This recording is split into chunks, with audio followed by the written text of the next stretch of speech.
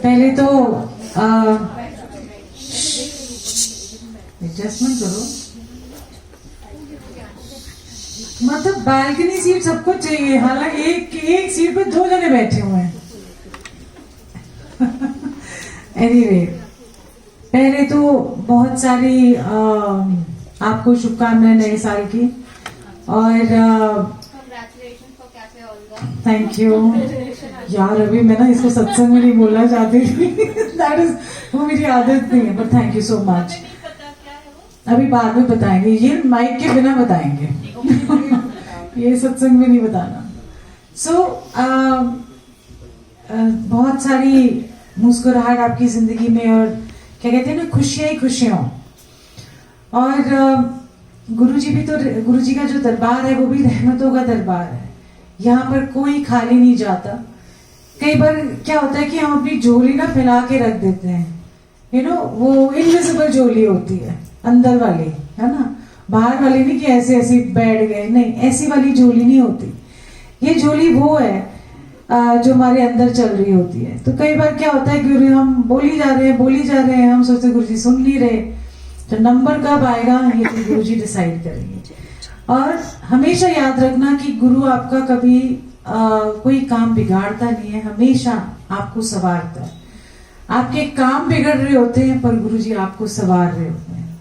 तो ये कभी मत सोचना कि हाय हमारे कामों से गुरुजी को नहीं जानना, आप कैसे बदल रहे हो उससे आपको जानना चाहिए गुरु को। ये नहीं कि आपका आज काम नहीं हुआ, आज तो बड़े ये हो गए, मतलब आपने उनको जो दुनियावी चीज है उसके साथ आपने उनका तोल मोल कर दिया, पर वो नहीं होना चाहिए कि गुरु तो उनसे इससे ज्यादा है। कभी कभी हम ये सारे लोग सोचते हैं कि जैसे मैं भी, हमारे को ये कि मुझे इतना मालूम है और इतना पक्का विश्वास है कि गुरुजी को पता है कि राइट टाइमिंग क्या है, और राइट टाइमिंग पे राइट चीज ही होती है।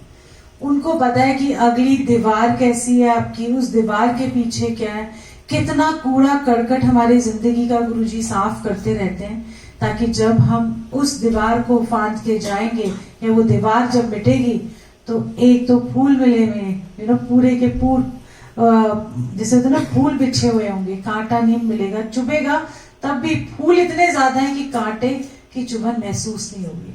तो ये रास्ता जब गुरुजी बनाएंगे तो आप देख लेना कि बल्ले बल्ले है, चाहे वो कुछ भी हो लाइफ के अंदर। तो गुरु को जो नाप तोल देना ना, हम नापते हैं गुरुजी को दुनियावी चीज से। किसी का कॉलेज में एडमिशन हो गया, किसी के बेटी की शादी हो गई, किसी के बेटे की बच्चा हो गया, किसी की किसी ना किसी तरह की चीजें, यू नो, हम उस पे नाप तोल करते हैं कि गुरुजी ने हमारी सुनी है, कि गुरुजी सुनते हैं।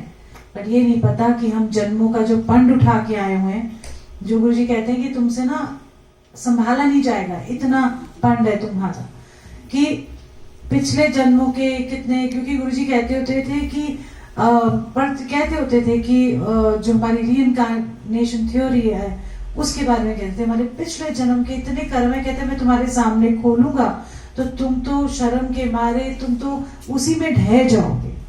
तो ये है गुरु की कृपा कि हमें महसूस नहीं होने देते कि कितनी बड़ी हमारी पंड है और कितना उन्होंने इनविजिबल सा कर दिया, मतलब बोझ लगता ही नहीं है। हमको लगता है बस अब यही है, अब तो गुरुजी आ गए हैं, वो बेचारे इतनी सारी पंडे संभूल के इधर लुको के, कहते हैं ना पंजाबी में, असि लुको के छड़ी है। फिर धीरे धीरे वो उस पंड में से हमारे कर्म निकाल देते हैं, यू नो, कि जो हमारे अच्छे बुरे उसका हिसाब वो खुद करते हैं।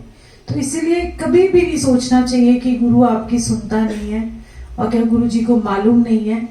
तो सब्र करो, और सच्ची बता रही हूँ, आप ये मत सोचो कि सब्र का फल बहुत मीठा होता है, और जब वो मीठा होता है ना तो वो मीठा ही रहता है।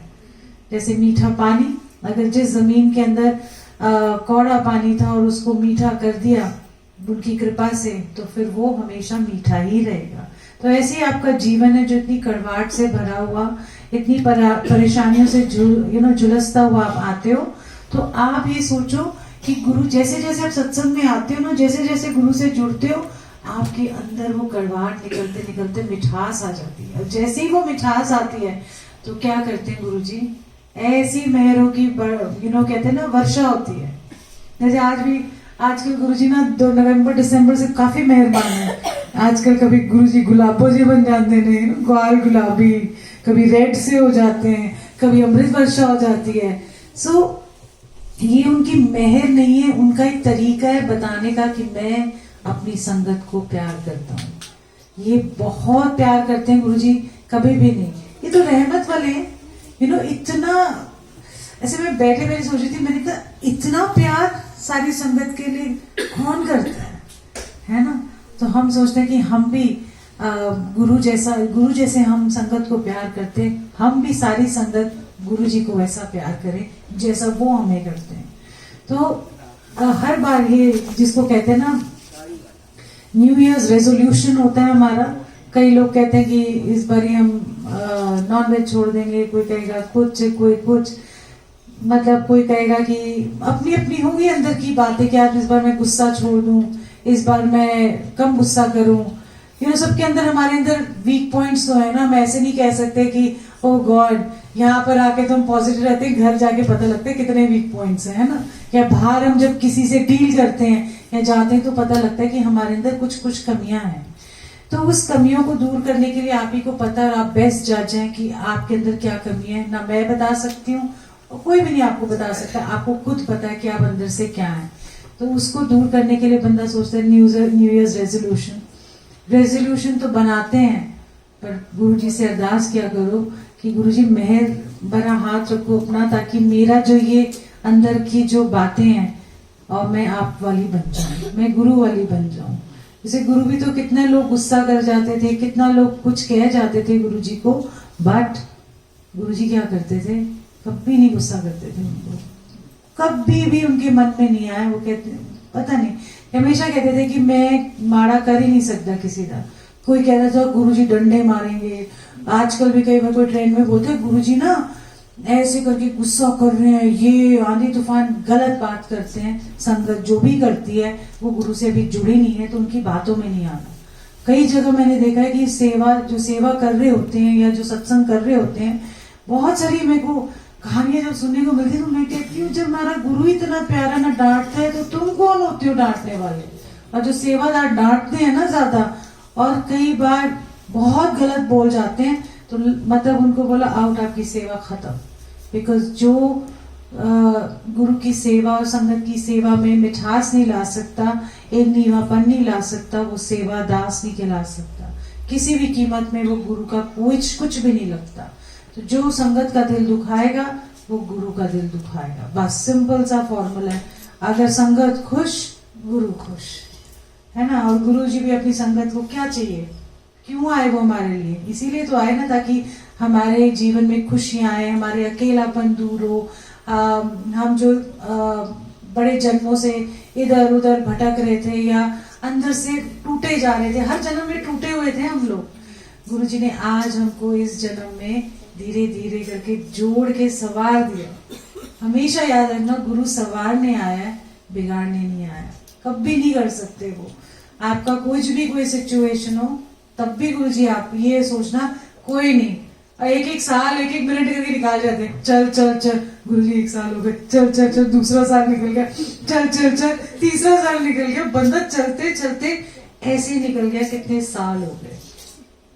क्यों बताती हूँ, क्यों जब हम गुरुजी से मिले थे 2005 में, जैसे कभी कभी लगता है जैसे आप और मैं कोई भी संगत है, जिस भी साल और जिस भी महीने आपकी एंट्री हुई ना, तो ये सोच लो कि गुरुजी ने आपका नंबर उस दिन लगाया और उस दिन आपकी वेट कर रहे थे, आ गई, अच्छा ठीक है आ गया।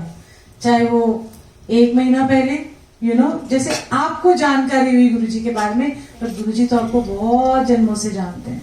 तो इसीलिए ये सोचो कि जिस दिन आप आए गुरुजी के पास या बड़े मंदिर गए या गुरुजी के बारे में या पहली बार आपका मत्था टेका गुरु के तरफ, तो गुरुजी ने आपको मन में बताया क्या बोला है, आ गई, मेरी भगत आ गई या मेरी आ गई।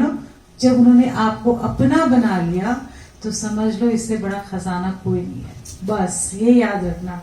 तो जब मैं भी पहली बार गई ना, तो ऐसा नहीं है कि आपके ऐसे मन में जैसे ख्याल से उतर के आते हैं, तो मैं सोची थी, मैंने कहा जिस दिन मैंने पहली बार मत्था टेका जिंदगी में, या कभी मैंने कभी गुरुओं को मत्था नहीं टेका, तो जब पहली बार मत्था टेका ऐसा आज महसूस हुआ कि जैसे मैं ही गुरु को, मतलब गुरु को पाने की इच्छा नहीं रख रही थी, बट गुरु मेरी भी वेट कर रहा था।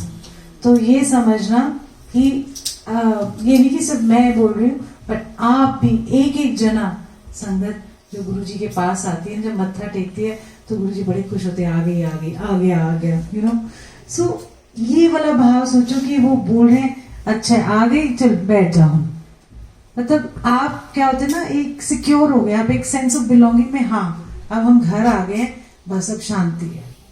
तो भटकना भी बंद हो जाता है, इधर उधर कहीं भी चले जाओ, इधर उधर वो मन ही नहीं लगता। मैं तो कहती हूँ गुरु जी हमारे को तो बड़ा ही बुरा हाल है, गुरु जी लगता ही नहीं है, रस ही नहीं आ रहा था हमें।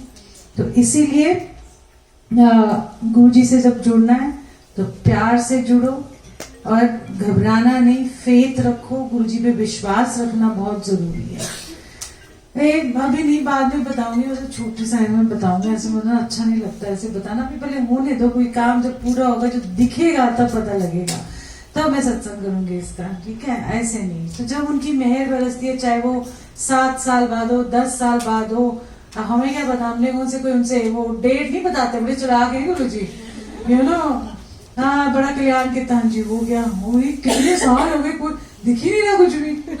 बट सच्ची बता रही हूँ, जब उनकी टाइमिंग है, और वो कभी भी नहीं बताते थे कि किस टाइम पे वो आपका कौन सा कल्याण कर रहे हैं। तो हम कहते ठीक है, जब आपको लगे कि हमारे दिल की सेटिंग भी बैठ गई है, हम अंदर से भी सेट हो गए हैं, तो गुरुजी को पता है कि अब ये रेडी है, अब ये मेरी संगत रेडी है, तो गुरुजी फिर तब आपको ब्लेसिंग देते हैं और वो पूरी होती है। तो इसलिए घबराना नहीं है इस बात के लिए।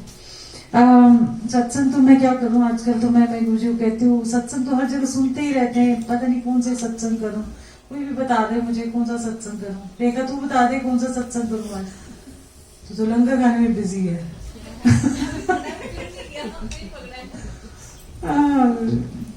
एनीवे अगर कोई और भी सत्संग करना चाहे तो डेफिनेटली करे, शुक्राना।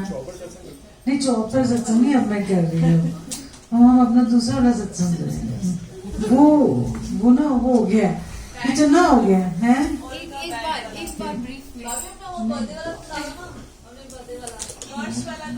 चलो देखा, एक बोला 4 बोल दिए।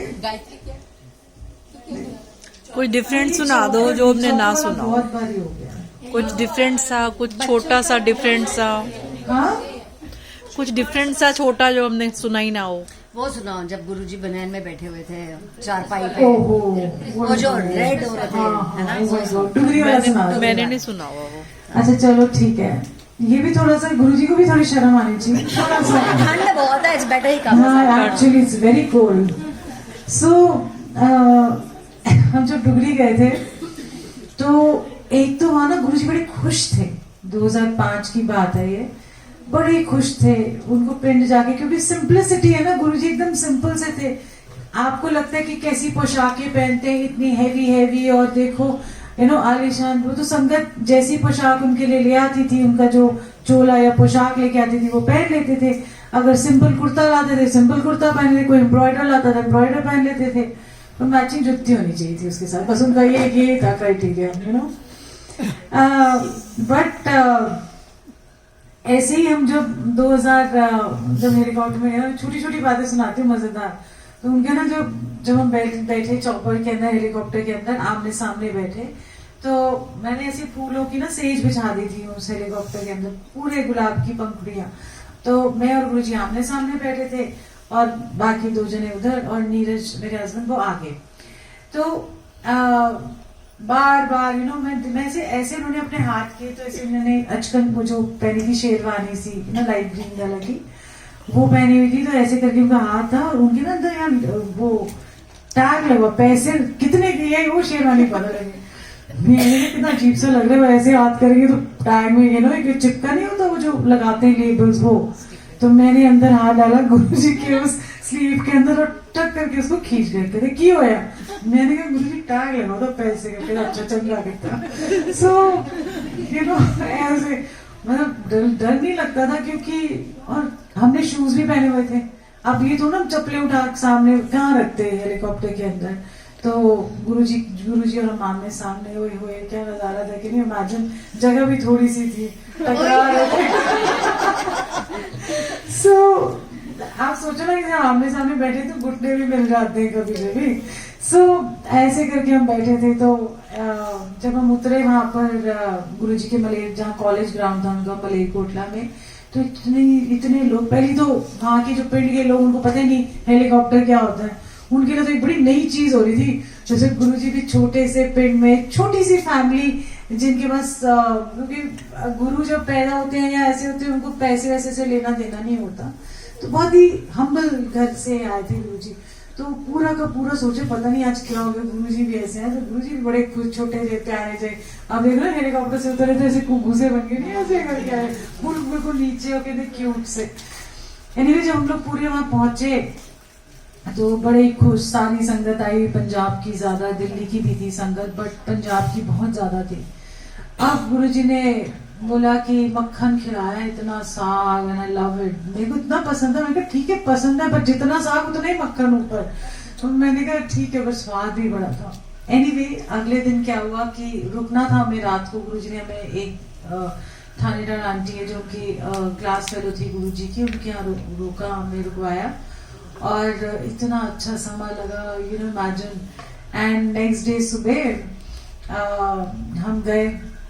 तो हम जब गए तो गुरुजी बैठे हुए थे अपनी वाइट बनियान में, है ना, पजामा ऑफ कोर्स पहना हुआ था, एंड साथ में उन्होंने ना ये रेड कलर की शॉल, यू नो, जो तेरे यहाँ पर दरबार में फोटो है, जो मेरे पास एक और है सेम वही, ये डुगरी वाले, मतलब गुरुजी ने सेट कर दिया डुगरी सारा फोटो।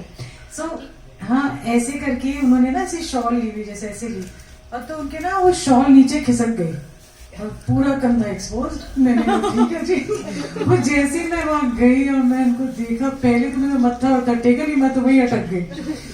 इतने जैसे गौर रूप होता है ना, गौर वरण जिसको कहते हैं ना, वो कहते हैं ना पूरे गौर जैसे वाइट, और वाइट ऐसे नहीं, गोरे तो बहुत लोग होते हैं, यू नो, बट उनकी जो चमक थी, वो जो रंग था, हाय, मैंने कहा क्या, मैं तो ऐसे देख के मेरे को लगा ऐसे पोले पोले हाथ से उनको टच कर दूं।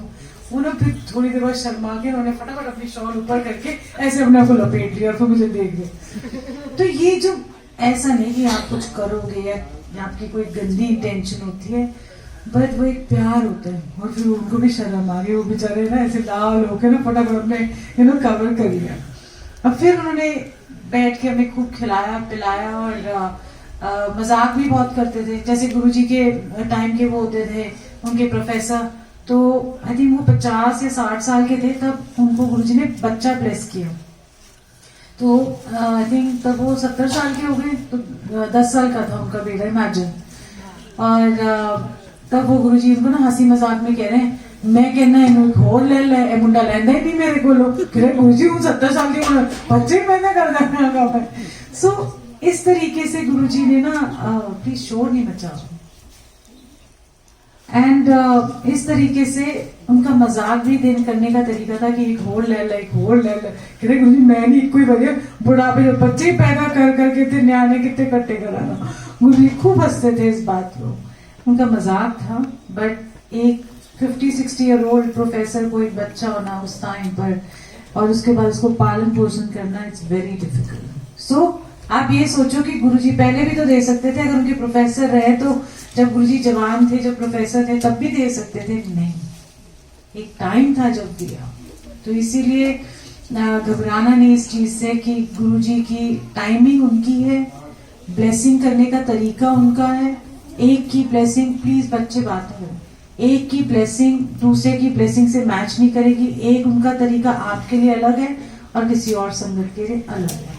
तो इसीलिए कभी भी नहीं सोचना कि हम ब्लेस नहीं है। जिसने आना है उसने जाना है, तो मातम नहीं मनाना है। जो उन्होंने दिया है वो वापस भी लिया है। जैसे हमारा जीवन है, कोई पहले चला गया, कोई बाद में चला गया, डजंट मैटर, बिकॉज हम भी उसी लाइन में है, बट हमारा टाइमिंग्स अलग अलग है। तो जितना जिसका कर्म है, जितना जिसका लिखा हुआ है, उसी हिसाब से फिर गुरु जी करते हैं। तो इसलिए घबराना नहीं, जो है वो है, बस वो करना है तो करना है। सेम ये भी कह रही ना, भर भर के संगत आए, ये मुझे कहे भर भर, आजकल लोग बड़े कहते हैं भर भर के आए, मैं तो इतनी संगत हो, इतनी संगत हो। मैंने कहा ठीक है संगत हो, कोने ही नहीं बचता फिर कोई भी, मांगते ही ऐसे फिर गुरु कहते ले लो। तो इसीलिए यू नो इस नोट पे जय गुरु जी। और अगर कोई सत्संग करना चाहे, बहुत सारी आप सबको जिसको कहते हैं ना खुशियां, और गुरु जी का मेहर का दरवाजा हमेशा खुला है। आपको खटखटाने की भी जरूरत नहीं है, आपकी दिल की जो दस्तक है वही गुरु जी की मेहर का दरवाजा खोलती है। तो दिल की भावना अच्छी रखो, इंटेंशन अच्छी रखो, कि आपके जो दिल में भाव है वो अच्छा रखो, वही आपका जो वो कहते हैं ना दरवाजा खटखटाने का, वही एक तरीका है, अपने आप वो खुल जाता है। ऐसी है मेहर गुरु जी की कि उनका दरवाजा मेहरों वाला हमेशा खुला रहता है। हमारे दिल से पुकार नहीं आ रही, बट वो कहते हैं तू पुकार ले, कुंडी तो खुली हुई है, बस उन्हें अंदर ही आना है, पर वो हमने नहीं लिया वो कदम। सो जय गुरु जी, बहुत सारा प्यार, बहुत सारी जपियां, बहुत सारा हैप्पी न्यू ईयर।